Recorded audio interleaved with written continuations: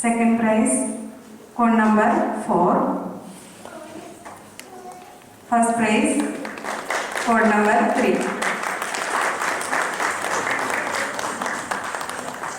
കുച്ചിപ്പുടിയുടെ പ്രധാന സവിശേഷത എന്ന് പറയുന്നത് ദ്രുതഗതിയിലുള്ള ലാസ്യാണ്.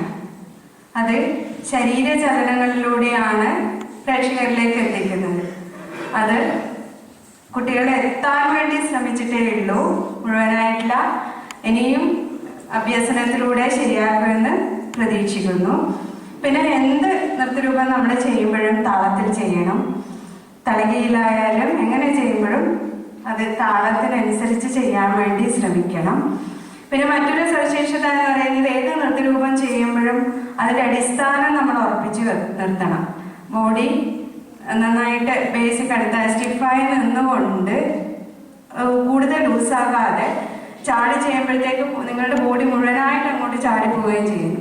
കൈ പ്രത്യേക രീതിയിലുള്ള അതിന് പറഞ്ഞിട്ടുള്ള നിഷ്കരിച്ചിട്ടുള്ള ചലനങ്ങൾ എവിടെ പോയി കഴിഞ്ഞാലും തിരിച്ചു വരുമ്പോൾ അതേ രീതിയിൽ വരണം.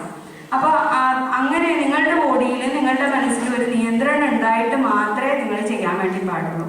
അഭിനയിക്കുന്ന സമയത്ത് നിങ്ങളുടേതായിട്ടുള്ള അഭിനയം നിങ്ങൾ അഭിനയിക്കുക, അല്ലാതെ മറ്റൊരാൾ അഭിനയിക്കുന്നത് കണ്ട് അതേപോലെ അനുകരിക്കാൻ ശ്രമിക്കുക. നിങ്ങൾ ആ കഥാപാത്രത്തെ ഉള്ളിലേക്ക് സ്വീകരിക്കുക, അതിനുശേഷം നിങ്ങളുടേതായിട്ട് പുറത്തേക്ക് വിടുക. അതാണ് വേണ്ടത്.